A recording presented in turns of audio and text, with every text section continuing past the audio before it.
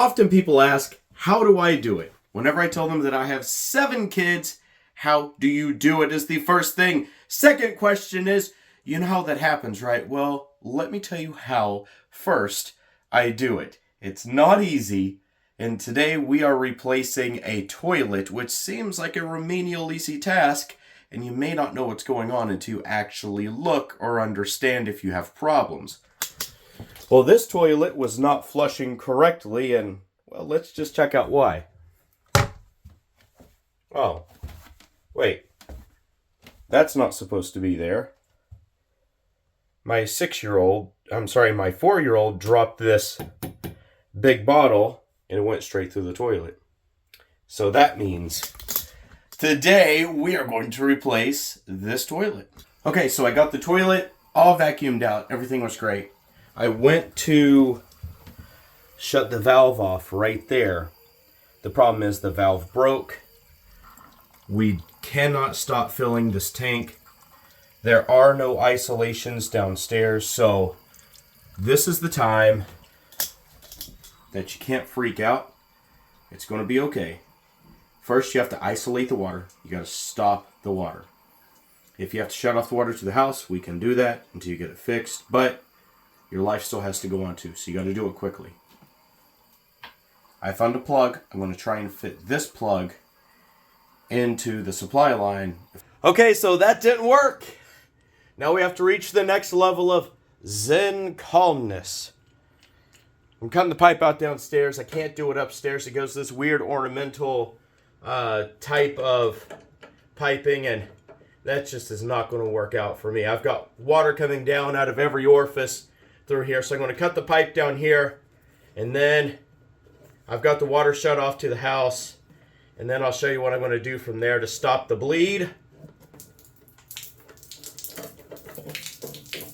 Okay, so that's there. Now I'm actually going to cut it here, and this is going to give us a much better area to work with. Much cleaner. And that's what you want. You want to create a good place to work. And that's the type right there. That's a good connection that I can sand, clean up, go through the floor, get this out of here, and start all over. But in order to contain the bleed is how we have it. Just till we get everything sorted. I'm going to put this little Sharky bite on here. These things are wonderful for temporary use. And then we'll close the valve, turn the water back on, take our time, go make the repairs, and then do the right repair here.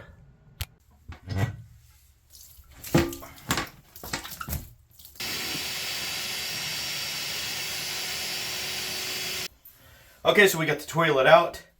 This right here is called a wax ring, and you actually have to clean it off, get a really good surface through here. I recommend just a spatuling knife. I've had this one for like 20 years. I've replaced probably 200 toilets with it, but you got to clean all of this out, get it to the side. This is very normal. It's going to look really bad, but you know what? You're just going to have to get over that because that's part of life, especially when you're doing this type of stuff. And, this is part of the reason why plumbers get paid so much money, like the highest paid trade, because they're willing to do the things that other people are not. And plus, it is pretty technical too. Maybe not this, but there's a lot of other stuff there. But we're going to clean this all off, have a good clean surface. We're going to replace the bolts that are here. I never leave these bolts.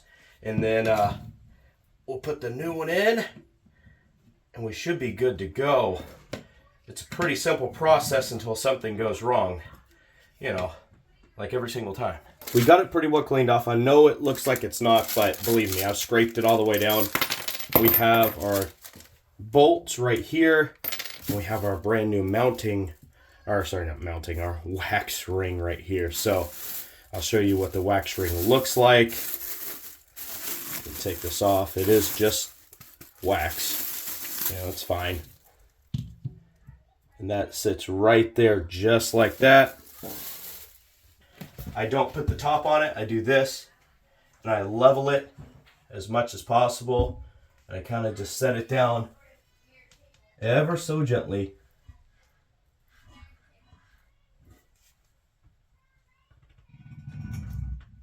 Just like so. And you gently push down. Work its way down. Okay, it's pretty solid. Now, once you get it here, you really don't want to move it, because that wax ring, once it gets to a certain position, it's there and you are done. So we'll go ahead and put the wing nut on after the washer.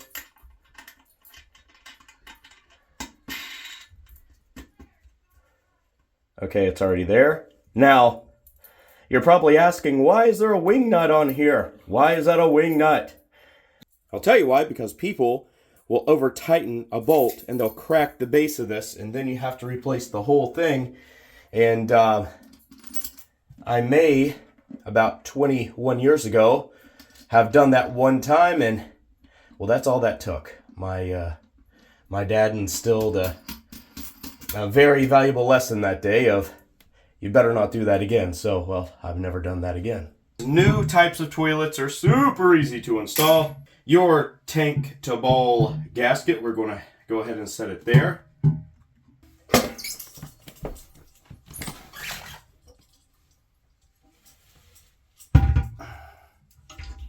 Then you just set it. Wing nuts so you don't over tighten them. And you don't ever tighten one at a time.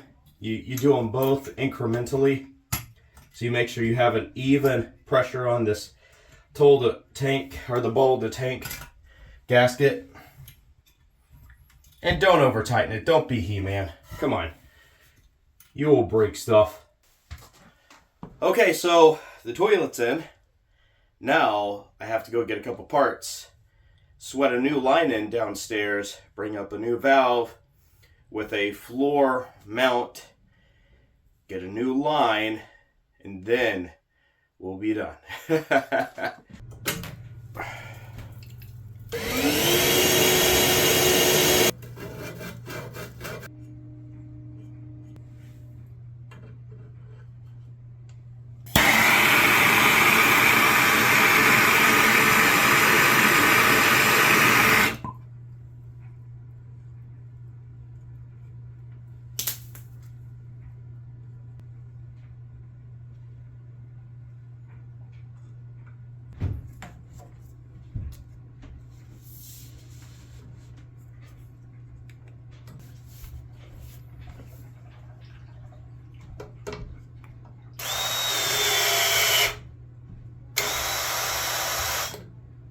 This is the pipe that I took out. As it goes through the floor right here with the copper, you can see it changes to this ornamental kind of chromoly waterproofed pipe, and they sweated it in right there. This goes over top to make it look really nice. And then you have a valve that's typically threaded on, but this looks like this one is soldered on, not threaded.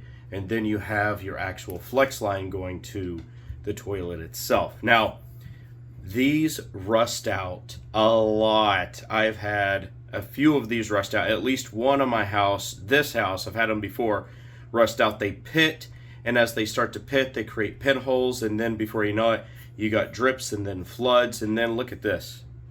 Whenever they do it, they have to really shove that solder up in there as much as possible, and a lot of times you can get leaks there too. So anyways, while I'm at this, it was convenient, but I went ahead and cut it out. We're going to put PEX in, and then it's going to be a lot better. We just have to get upstairs and finish the job.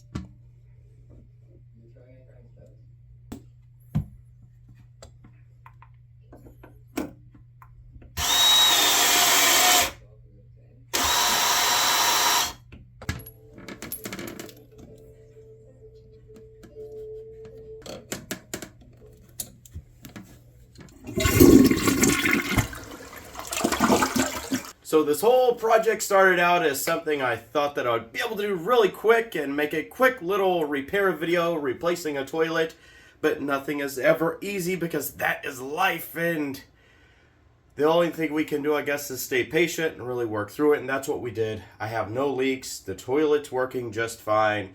Everything's good. It's secure. I was able to go to PEX, which I really love PEX because it expands and I don't get the leaks or splits or any of that other stuff or corrosion. It's just beautiful and it works great and it's super easy.